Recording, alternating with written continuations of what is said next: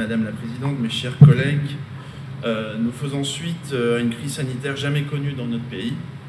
Sa survenance, son emprise, le large spectre de son impact sur les activités humaines et économiques aura des conséquences majeures et durables sur l'économie nationale et régionale.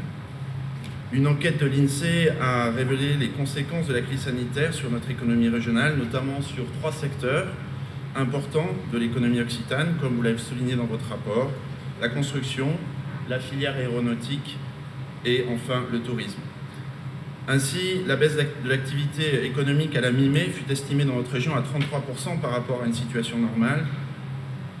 À cette même période, c'est 115 000 demandes d'autorisation de mise en activité partielle qui ont été déposées dans notre région, impactant quasiment 1 million de salariés, soit 6 salariés sur 10 dans le secteur privé.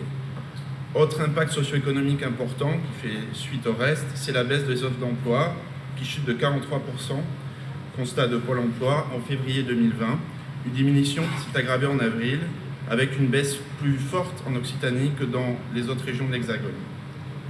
La hausse des demandeurs d'emploi s'est accentuée de fait pour atteindre 21,7% en avril, c'est-à-dire à peu près 80 000 demandeurs d'emploi supplémentaires.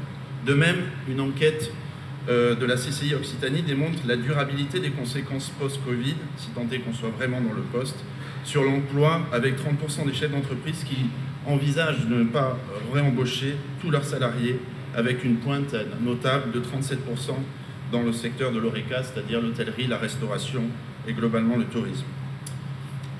Alors, face à cela, l'exécutif régional affirme présenter un plan de relance pour l'emploi avec un engagement financier de 211 millions d'euros, dont 203 millions sont prévus dans les décisions modificatives de ce jour, avec un effet levier de 400 millions d'euros. Cela il faut car vous intégrez dans ce plan des dispositions votées dans le budget 2020 pour environ 73 millions d'euros que nous avons voté en décembre 2019, sans lien avec la survenance du Covid. Ce n'est donc pas un engagement financier de crise de 211 millions d'euros que la région porte, mais de 138 millions d'euros. Vous nous refaites le coût du plan Marshall en votre début de mandature, plan Marshall pour le BTP, où vous nous annonciez 800 millions d'euros. Et en fait, il y avait déjà dans ces 800 millions d'euros 520 millions d'euros qui avaient été budgétés, soit par le biais de cofinancement qui avait été voté ou prévu. Voilà. Donc, c'est bien l'un des rôles de l'opposition de distinguer votre discours et la réalité effective bien plus pâle et faible. À cette part de com, qui est le gonflement des chiffres, s'ajoute l'ego de votre majorité qui n'hésite pas dans l'introduction de ce rapport à se targuer du fait d'avoir quand même, rien de moins, anticipé la crise du Covid grâce à l'adoption en décembre dernier de la feuille de route Occitanie 2040. On connaissait Madame Delga qui avançait que la région Occitanie était première en tout. On la découvre désormais divinatrice. Chapeau bas, mais votre pouvoir en la matière s'est largement émoussé concernant les élections municipales de Moissac et Perpignan. Ni divin, ni devin, la réalité est plus crue pour vous. Ce plan se présente sous 4 chapitres visant à couvrir tous les types d'activités économiques qui nécessitent une aide, ou alors la mise en place d'outils visant à supporter l'économie, l'emploi régional et des financements correspondants. D'abord, l'accompagnement de la relance pour les filières stratégiques et leur savoir-faire. Deuxièmement, la relance des filières et de la formation. Troisièmement, le développement de nouveaux outils de relance et de relocalisation stratégique. Et enfin, la mobilité au service de tous. Nous regrettons certains déséquilibres budgétaires au regard du poids économique de certaines activités ou de l'impact de la crise sur ces activités. Je pense notamment à la question du tourisme, mais encore des projets idéologiques qui trouvent à se placer dans ce plan sans que cela soit profitable ni à la région et encore moins au pays.